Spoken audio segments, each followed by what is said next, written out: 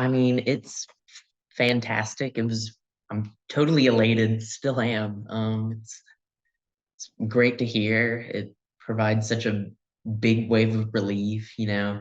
I feel like the whole world can just take a big, deep sigh and relax just a little bit easier. Hmm.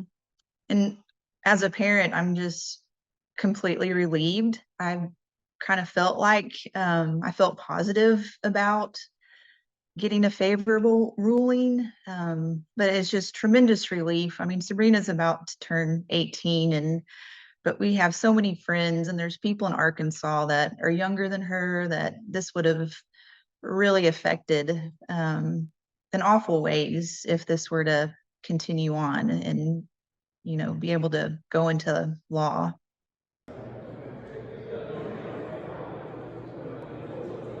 Well, after the trial, of course, being there was such a interesting mix of feelings. Of course, it was very scary and intimidating for somebody who's never really been in the courtroom before.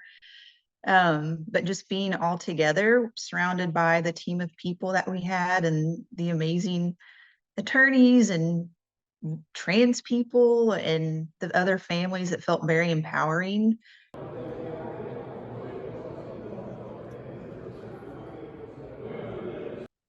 I would say with 100% certainty that if I hadn't had this care, I probably would not be here today, or at least in such a good, stable mental state and as happy as I am and thriving the way I am and being confident with myself. I don't know. It's kind of hard to think about what it would be like just because it's so rough and dark. But having this care, it truly lifted me up from the deepest, darkest place.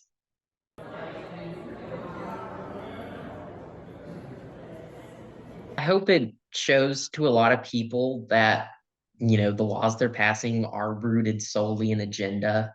You know, it's predominantly white Christian people conservative people who are pushing forward these bills. And, you know, in a Republican supermajority like Arkansas, you know, it can be suffocating at times. But when it comes down to it, these laws do not hold up.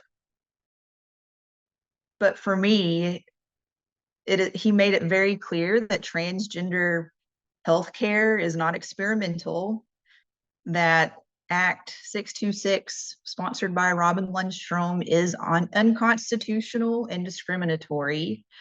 I hope other states that try to pass bans like this recognize that and maybe take a step back.